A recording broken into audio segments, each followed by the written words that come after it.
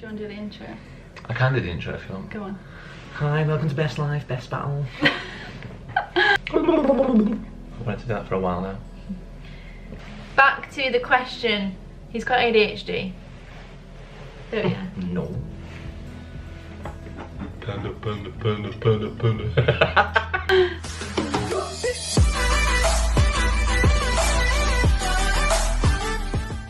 So we are doing a Q&A today.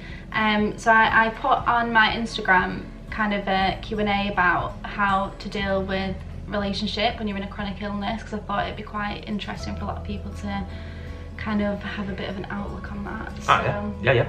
we put up a Q&A on there, so we're going to answer that today, but we're just going to go straight in because there is quite a lot of questions. So this is James. Hello world. We have been together Nearly 4 years. Yeah. 7th of February. Yeah. So we've been together for a the long boys time out now. Always remember. Always remember. Okay, so first question. How did you guys meet? Well, it's actually quite a funny story, isn't it? Yeah. So, there's a pub called the Railway in Leyland. Yeah, I was out with my mates, and Beth was out with her mates for the birthday. It was my birthday, wasn't it? Yeah, and I was wearing my Jack Wills cardigan, you know, looking the part, you know, bit out of order, but you know, fly. And yeah, we met in the pub. We knew each other prior to that. Yeah, we kind of like knew each other on like social media. Like we knew of each other. I knew his brother beforehand, and we knew of each other. But then when we saw each other, it was just a really weird moment, and we just looked at each other, kept thinking like, how do I know you? Do I know you know, like when time just like really slows down, and you're kind of like thinking it's going at 0.1 miles an hour. It was one of movie moments, wasn't it? We were just kind of staring at each other like. Yeah, you know, if it was like a black and white film, there'd be some like really romantic music playing in the background, but it wasn't. There was some weird dubstep, whatever.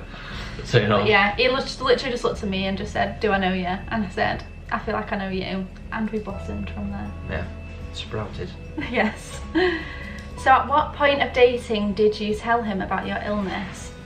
Okay, so the same night that we met, we went from that pub to somewhere else. Chorley. Woo! Chorley. And I remember dancing with him, and he kind of put his arms around like my stomach. And at that point I thought, oh my god, I've got a feeding tube, like, because I've had it for so long, I do forget that I've got it because it's just so normal to me. But obviously I hadn't told him, so I remember thinking that night, I didn't tell him that night, and I remember just keep thinking like, how the hell do I tell him this? So anyway, we kept talking. I'm just gonna say this beforehand, I'm gonna apologise to any family members that are watching this, because there are going to be some topics that we're going to discuss on here that you might not be comfortable with. What if my dad's watching that? Sorry, Paul.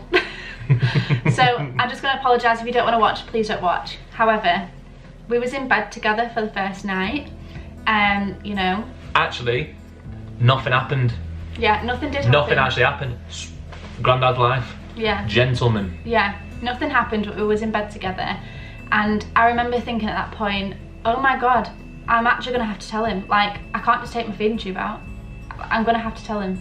So I remember just saying to him, I played it off really cool, like I thought I did. I don't think I did, but I remember saying to him, I've got something to tell you. It's no biggie, but I've got a feeding tube in my stomach. Like, that was it. It was actually a lot quicker than that. Yeah. It came out like a mumble. What? And he literally turned around to me and went, oh, I know, I follow you on Instagram. Everybody, when they start speaking to someone, does some digging and does some background checks on who they are, asking their friends and all that. So yeah, I already knew. Yeah, so we already knew, and that for me was a lot easier. And obviously you had your questions and things like that, but who doesn't? Yeah, so obviously we kind of went through it. It took me a long time to eat in front of him because I'm going to vomit, so I didn't really want to vomit in front of him for a long time. I mean, it was like about 3 weeks into us speaking, I was like, oh my god, you're eating. Yeah. Never seen you eat. She's like, oh. I was like, what? So yeah, that's kind of how we spoke about it, but it was only after we was together for a couple of years that I got diagnosed with everything else. So you was kind of with me already. Yeah, so in it was the just journey through that. So yeah, he's still here. That's good. Okay, so that's the same question. So this is to Beth. How do you deal with the guilt that comes with being ill and needing extra help? I do feel bad all the time. Like, honestly, I can't even tell you how many times I get sad and I just cry and just say to him, like, why are you with me? Like, there are so many other people out there that are beautiful and normal and don't have problems. Like, why are you with me?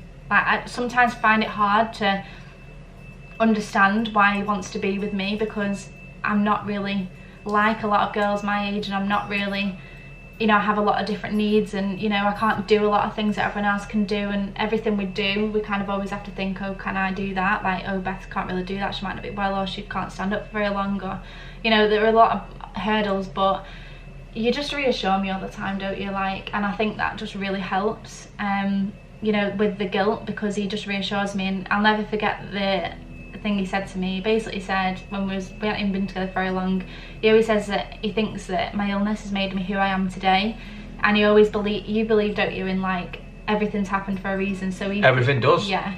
So you think that if I didn't get sick, for example, then we probably wouldn't have met. No. Because my path has took me on the same path that led me to meet James, and you said it's just made me who I am today, and it makes me unique. So yeah, that's okay. So how does James deal with the bad days? How do you spend them? Warzone. He's obsessed with COD. Who isn't right now? No, it's not even a difficult one to answer. You kind of just get into like a rhythm, and you sort of like, you know, there's times where we've been out for drinks and we've been at a house and Beth will have gone off without saying anything to anyone, and people will always go, where is she? Is she okay? I'm like, she's just gone to be sick. And everybody kind of gives you that look like, why is that so normal? Yeah, she'll be down in about 3 minutes.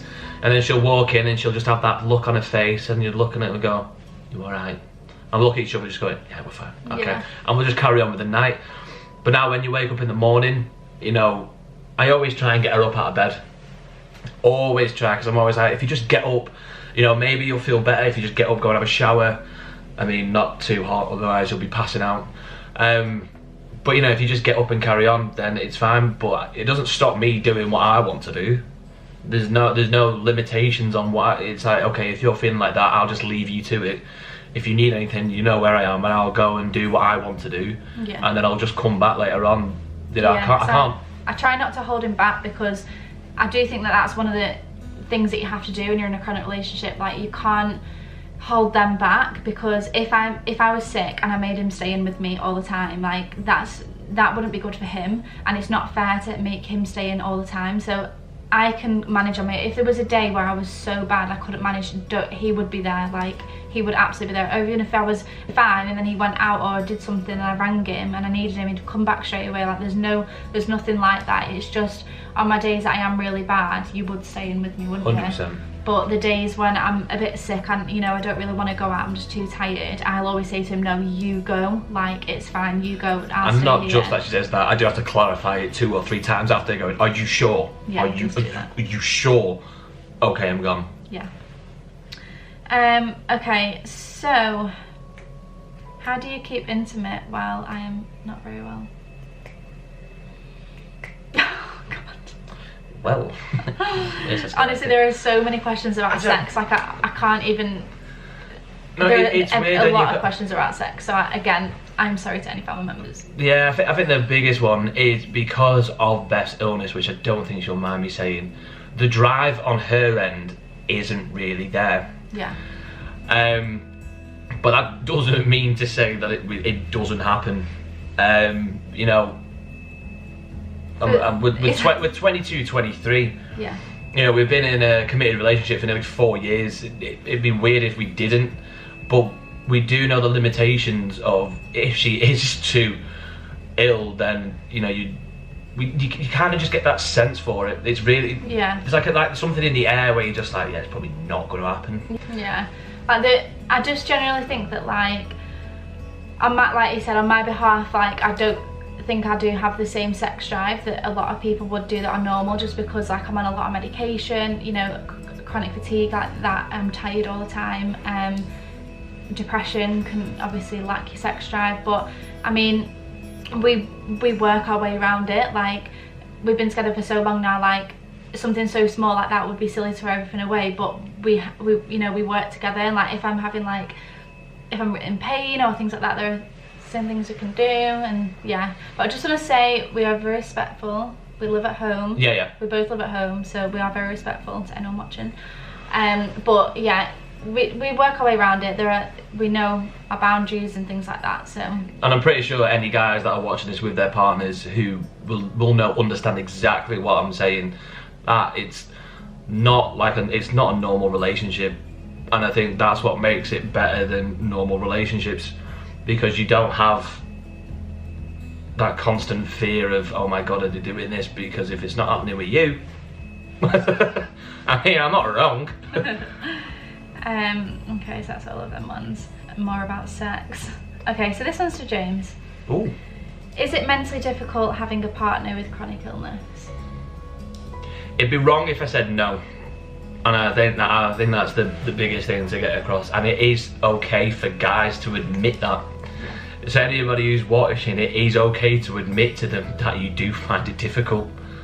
You know, if you do keep it in and you hide it and you find some other way of trying to cope with it, that is usually it's going to be something bad and wrong, and it's going to build in your head like a ticking time bomb, and eventually it will go off, and you'll either destroy yourself mentally or you're going to affect others around you. And I think from personal experience, I have held that in previous. And I think it was when I was really bad at like my POTS and CFS, and I was really depressed like a couple of years ago, and we went through a bit of a bad time, didn't we? Yeah. Like, we just didn't communicate. And no, we were both trying to be strong independently. Yeah, like which I was think burning bridges left, yeah. right, and centre. And eventually, it just got to a stage, and we went, what is wrong? Yeah. And we both just opened up. I mean, we did have a massive heart to heart, and it was kind of like, I didn't know you felt like that. Yeah. Well, I didn't know you felt like that. Why haven't we talked about this sooner? Yeah, I think it's because I don't want to put my like emotions and feelings on him, because I know he has enough to deal with me, and I also feel like he doesn't want to put his emotions on me because he doesn't want to upset me. So honestly, communication is like the biggest part. Like I said, we've been together for that long now, like that we just know each other so well, and we know how each other's feeling. I can just look at him and know he's not okay, and he just literally has to like glance. Is that a word? Glance. Glance What's a at me. I glance? don't know. It's not even a word. Glance. Glints isn't a word. You're probably spelling it G-L-I-N-C-E, aren't you? Yeah. No, G-I-L-G-L-I-N-T-S, like a glint. Okay. Anyway, he just has to glance at me, and he knows that I'm not well. So. Like one of these. Yeah, literally, and he just knows, and he's like, "Do you want a brew? Do you want this? Do you want that?" Peppermint tea, get on it. It's a godsend. Literally. It just saves lives. Yeah. So yeah, communication is just like so key, isn't it? It is. It really is. Key. And if we know that, like I said, he finds it difficult, and that's completely understandable. I have a lot of needs that are different to a lot of normal people, but I also can't forget that he also has needs. So as much as when he's sad, that's, you know, I want to be there for him as much as he wants to be there for me. I think the best point we made before is being, obviously when you're communicating, but obviously this is what makes the relationship unique, so you wouldn't have it any other way, even though it is difficult on you. Yeah. You wouldn't stand back and go, I wish this was different. Well, if it was different, then we wouldn't be here. Yeah, definitely. So also for James, do you ever get used to having a partner with chronic illness? Yeah. It's like second nature now. It's like drinking water. It's just natural. Yeah, like our conversations are weird. Like we do need to kind of reel them in a bit. Yeah, like when we're in public and we're just they're talking about being sick and, oh, should we eat this? Because, you know, you're going to throw it up later. Better people are just sat around us going, who are these? Look at these guys. Yeah, it's weird. Like I feel like we need to rein it in a bit, but it's just because we are so used to how our life is and like how things are. So like, for example, we went out for tea not long ago, and I remember saying, I don't know if I want dessert, I might just wait till I'm sick and then I'll have it. And then I just looked at him and I thought, do you know what, I really hope no one heard me say that. Tell you what, that's the worst thing. You go out, you spend £30 on a meal, and it's thrown up in the next 10 minutes, and you're like, what is the point? We're going to McDonald's on the way home because she's hungry again. So not only is it a great relationship, it's expensive. I am cheap. Yeah, I don't know if I'd say not. Literally, cup of tea and Netflix is like My heart. Or Disney Channel Plus. Oh yeah, he pays the attention. Hey. But yeah, so I definitely think that we're like used to it, aren't we? Like I said, yeah, we need to 100%. definitely rail in our conversations in public, because I do just sometimes think that if someone's just heard us say that, like, they're just gonna think you are crazy. No, I mean, they probably think that anyway. I'm a bit weird. Yeah, he is a bit weird. Just a little bit. So for Beth, were you scared going into a relationship having a chronic illness? Absolutely, I was scared. I was so scared. It was just one of them things that, like, I just couldn't see anyone loving me. Like, I'll be straight up honest with you, I didn't know how anyone could love me the way I was, because sometimes I find it hard to accept myself. So how the hell can anyone else accept me? Like, how? And it's one of them as well, like, that I'm quite an insecure person, and I'm really bad for comparing myself to other people. Like, I'm terrible. And I think I see all these girls, like, that are so beautiful and, you know, so, like, normal, and I just used to think, like, why would anyone ever want to be with someone like me? So I was so scared. And I kind of, when we was talking at the first, I'll just say it out loud. So when we first started talking, I kind of eyed James off a few times. Yeah, 8 times. Yeah. Call me a grafter.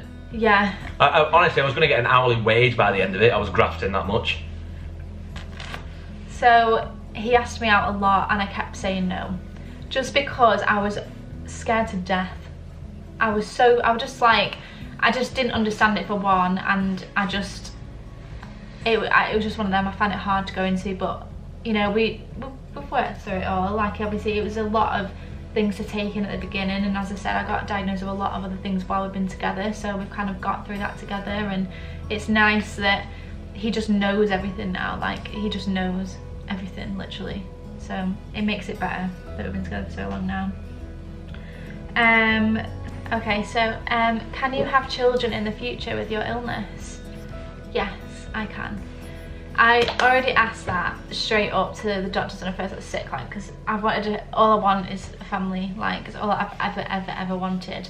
And I remember saying to the doctor, not, you know, about a couple of years ago, maybe 1 year, when do you think I should have children? Like, is there a set age, or what do you think? And he basically just said sooner rather than later. Like, if you want children, have them young. So that for me, I was really took back, because I think I must have been about 21 at the time. I kept thinking, like, God, I'm 21 years old, I don't even know what I want to do in life. And it was just one of them that I know for a fact, if I want children, it has to be young. And I've already told you this, haven't I? But obviously, Almost as soon as you got back from the hospital. Yeah. That was a shock. Yeah, just because we want to be ready, don't we?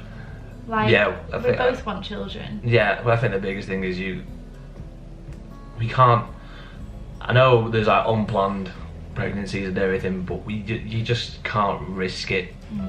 You know, you want to be ready, you want to be in the right mindset for it. Yeah. And I don't know if anybody else out there had it unplanned. I mean, I'd be happy to, you know, really keen to understand how it actually went for you guys. If it made you mentally prepare quicker, what it did to your mental health, whether or not it sent you loopy, up, down, backwards, left, right, I don't know. Yeah, just like, how you coped with it, it'd be really good to get an understanding. Yeah, I definitely, like, if I was pregnant right now, like, we'd be over the moon, wouldn't we? Like, oh yeah, it's got me a new job. Yeah, like, we want children so much, but we just want to wait until the time is right, you know, when we've got money behind us. And I've only just got, like, my first, like, proper career job, and you've just got your first proper career job. Yeah. So we're on the right path now. It is just definitely, like, when the time's right, but we can have children. But I just think it would be a very monitored pregnancy. It would be probably a cesarean. I'd probably have a lot more scans than normal, but I do actually, from doing this Instagram page, I've spoke to a lot of people that have feeding tubes that have had babies, so it's really good for me to see that it is possible. So I do have some hope in that aspect. Do your insecurities about your health cause silly rows if you don't intend? If so, how do you deal with it? In all honesty, they don't cause rows, I don't think. They cause a lot more crying than probably rows. On both parts. Yeah. On both parts. Definitely. Like, we both just love each other so much, and it's one of the things that we've just got used to, haven't we? But yeah, definitely. it's just one of them that, like, if I'm feeling down, like I said before previously, I would just hold it in and hold it in and hold it in, and you would do the exact same until one day something had just come out and we just both end up crying our eyes out and then be like, why haven't we told each other? So it's definitely not caused rows. We honestly don't row, like, at all, unless it's over, like, the pettiest thing, like. But this is once again from the build up of so many little things. And I mean, we've not actually had a full on shouting match. You know, you'd probably see on Jeremy Kyle. No, we've never had one of them. You know, there's been times where one of us sort of like bubbled over the edge and they've sort of let a little bit out and it's gone, okay, I understand now. Yeah, apologies, I'll stand back. I think it happened a lot more at the beginning of the relationship, I think, than it did. Yeah. In regards to me anyway, like how I was. Yeah, and I think for me it was a lot more towards, well, recently. Yeah, a lot more recently. Yeah, but we've since lockdown, like, I can say, like, we have, I wouldn't even say worked on a relationship because it didn't need working on. No. Just personally with me and you, like, our communication levels just needed to improve a lot. A heck of a lot. Yeah. But it's just weird how saying one little thing which in your head you think, oh, this isn't that much, it's bothered me, but I'm not going to say it because what's the point? But then there's going to be an extra 10 of those which then build up, and once you start thinking about one thing you think about the other and you're like, why haven't I said this? And then they all come out at once and the other arse just like, what? Yeah. Why haven't you said this before? Because I didn't want to, I didn't want to cause stress, I didn't want to do this. Well, you should tell me there and then, okay, yeah, you know, I'll hold my hands up. And that's the way the communication comes in. Yeah, definitely. But we've, since lockdown, like, we spent a lot of time together anyway, like we always have. It's just always been that way, hasn't it? Yeah. But since we spent a lot more time together and we've been, like, focusing on ourselves, and, you know, we have just had a lot more open conversations. So in regards to the rows, it definitely doesn't cause rows, it causes just a lot more heart to hearts, I would say. But I think we're both in a good way now. Yes. So do I ever feel guilty at times, like he's more my carer than my partner? There are some days that like I said, I feel guilty all the time. Like, I generally feel guilty all the time. I say so much that I wish that everything would just go away, but it's not going to. There's definitely some days that I feel guilty in the sense that I don't want to hold him back, but like I said, I always say to him, you go and I will stay in. But there are some times that you have to stay in with me, aren't there? Yeah, and but I that's fine. feel guilty because he should be out with his friends or doing other stuff or things like that. But it's only certain days that I probably am my worst, that I'm bedbound all day. But it also shows that the relationship has matured at a lot faster rate than what normal people relationships would. Because, you know, when I'd say two normal couple, like a normal couple, two normal people with one partner doesn't have these illnesses, they can go out together, they'll go out drinking together, they'll stay out all night together, they'll do all this. We can't. I mean, Beth will stay out for the majority of the night because 90% of the time she can't sleep anyway, but then we'll just go home, and obviously she's sober, I'm probably not, yeah, a lot of the time. But that was my coping mechanism. yeah, And I'm happy to admit that I was drinking a lot, not alcoholic side, but more frequently than what I normally would, because I just felt like it relieved that stress, but then that's not good for my health to be drinking that much. yeah. So, you know, after we talked, everything got sorted out, really. Yeah, definitely. It was good to know. But I definitely feel like he is more my partner than my carer, just because we're just like best friends, aren't we? Like, Yeah. we actually are. And like, I just feel like I can ask him anything. Like, if I say to him, like, oh, like, I need you to get me out of the bath in a bit, will you do that? And he's like, yeah, that's fine. Yeah, there actually was one point where I actually picked her up out of the bath, because that's when you or CFS, chronic My fatigue parts. syndrome.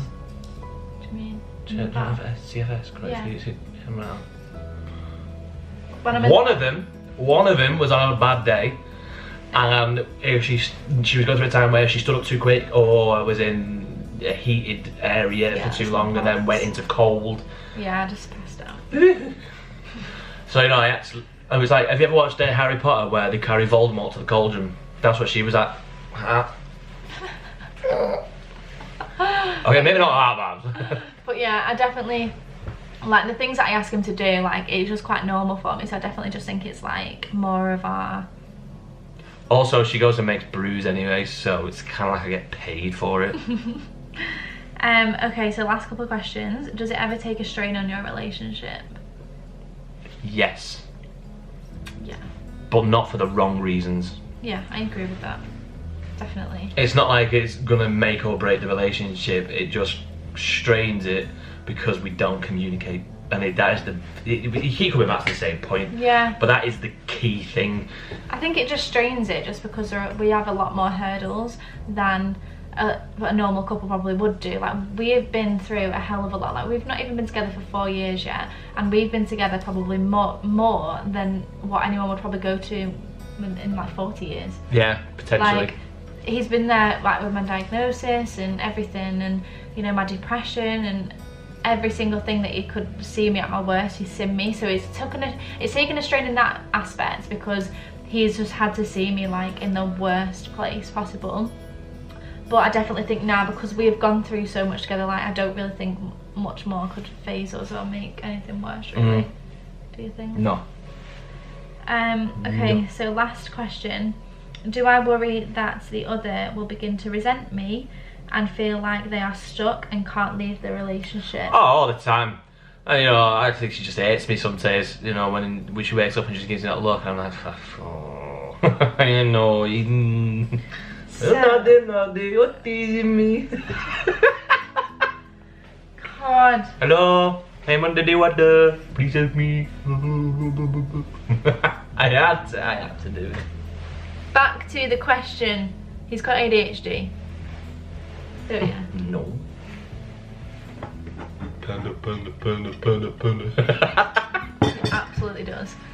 Anyway, do I worry that he's going to resent me? Do you fancy a spoon? Do I worry that the other is going to begin to resent me? I can't even speak now, you distracted me. Do you still worry that the other will begin to resent me?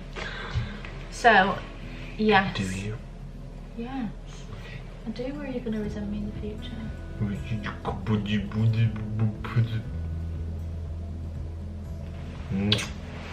I do worry about it. But like I said, he's reassured me so many times that I feel like it's gone out of my head a lot. It's just because sometimes, like I said, I do sometimes think like, why is he with someone like me? Like, you can have someone that's so normal. This chair's gonna fall back. Like, it does worry me that, like, just because there are other people out there that he could be with, but I've just got to remember, like, he has chosen to be with me, and he knew from day dot, from when we got together, that I had all these problems. So if he didn't want to be with me, he wouldn't have been with me, I guess. So it has helped with the guilt a lot. It does worry me, like I said, but I think we've just grown stronger through the relationship. So that is all the questions. I am sorry if I've missed any or anything like that. Like, please let me know. As always, like, thank you so much for watching this. Have you got anything you'd like to add? No, I'm more fabulous. I think our main points, like, we like, as a couple, like I said, we've been through so much, but our main like advice to anyone that is in a couple that deals with chronic issues or anything like that, like, communicate, please. That's honestly the biggest thing that I can advise anyone, because it's so important. And if you don't, then things get worse for yourself and for your partner, or other way around, whatever. Like, that is the main thing to do. Like, make sure you talk to each other.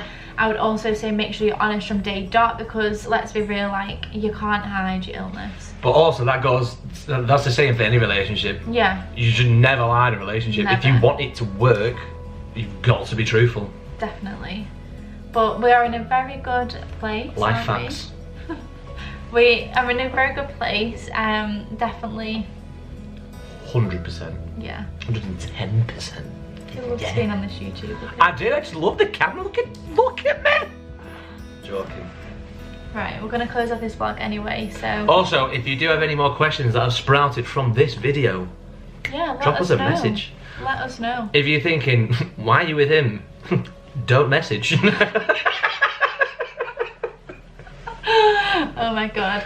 Okay, so thank you so much for watching. Please press the thumbs up button, and if you would like to subscribe down below, I would really appreciate it. We've just got 300 subscribers. Woo! And I'm so happy because I really enjoyed doing this, and I really appreciate all your comments. Tell you what would be a good thing, we could maybe potentially, because obviously we're looking at getting another brand sorted, aren't we? At 500 maybe a giveaway. For you out there, you. You. Okay, I'm gonna turn this off just before, because I feel like he needs feeding. He needs feeding. So, thank you so much for watching. Like, we really, really appreciate it.